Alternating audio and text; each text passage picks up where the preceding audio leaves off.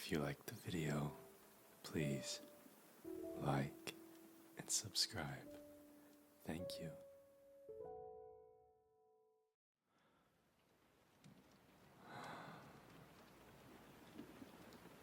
Hey, what's my starlight doing awake? Were you having a nightmare again? Perhaps I can be of assistance.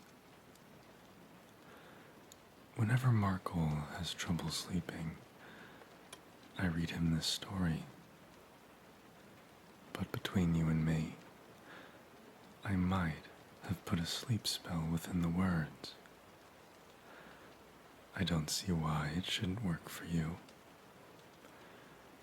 The only condition is that in order for the spell to work, you must be laying or sitting down somewhere safe.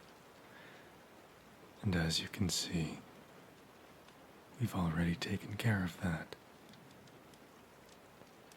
Now, relax and listen to my words.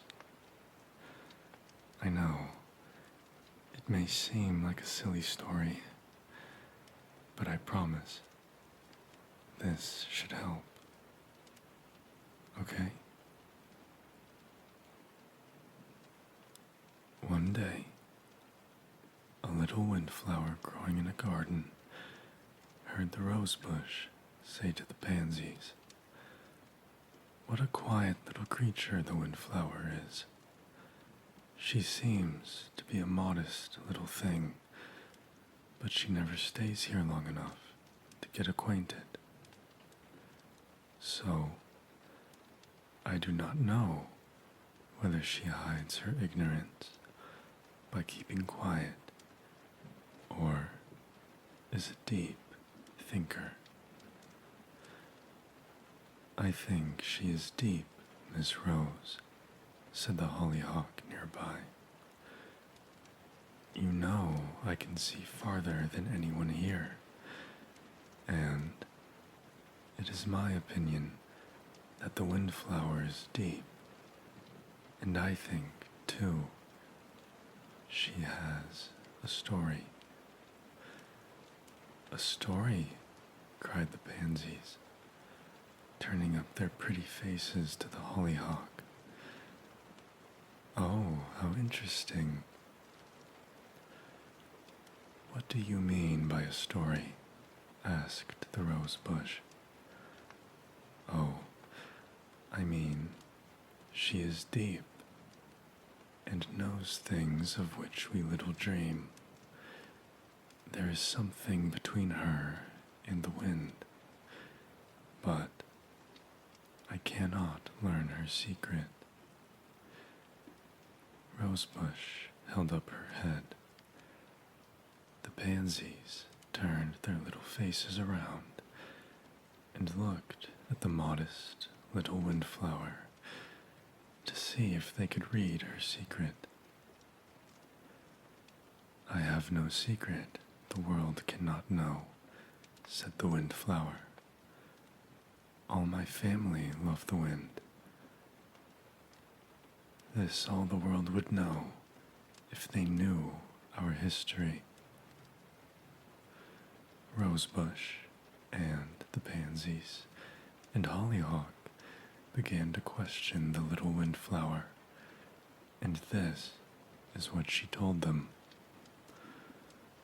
"Oh, a long, long time ago, some beautiful goddess grieved very much over the death of someone she dearly loved, and she created in memory of this friend a beautiful flower which she named Anemone. That is our real name." "Oh, how grand it sounds," said the rosebush. "Such a big name, too, for such a little flower." "Yes, it is big," replied the little windflower. "But you see, we had nothing at all to do with our name. the wind fell in love with us and opened our blossoms. That is the way we happen to be named, I am told. Oh, how interesting, said the rosebush, beginning to look with envy upon the little windflower. But you are a small family, I think, said the rosebush. I have seen very few of your kind in our garden. No, we are a numerous and beautiful family, said the windflower. Oh, how conceited she is, said the rosebush in a whisper to the pansies. Think of calling herself beautiful. For my part, I think her white and purple quite plain-looking. But in spite of the low voice of the rose, the little windflower heard her. Oh, you are quite mistaken if you think I feel I am beautiful, she said. It is of our family I speak. You should see some of my sisters. They are wonderful, purple, and so silky. They are beautiful. And other sisters are a beautiful blue. Oh, I am by far the plainest of our family. But the wind has no favorites. He takes us all along with him, though. Of course, my sisters that grow in mountain pastures go oftener with the wind than others. Oh, here comes that horrid breeze, said the rosebush. He always spoils everything. And she gathered her petals closer to her and leaned back among the leaves. When she opened her petals to look around the garden again, the little windflower was not there. Why, where has the windflower gone? She asked. Oh, you missed it, said the pansies, nodding very knowingly. That breeze came to tell the windflower that the wind would be along in a minute.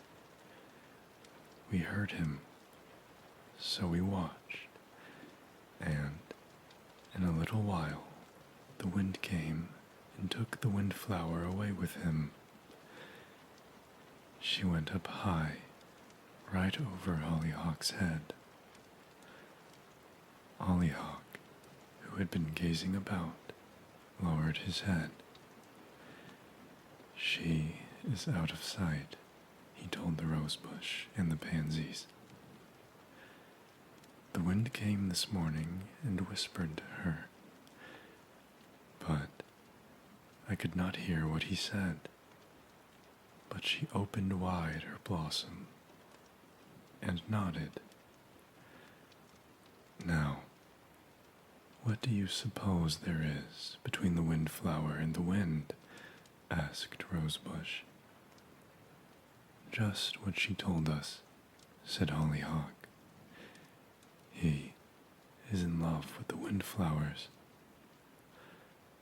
I should prefer a more tender lover, said Rosebush.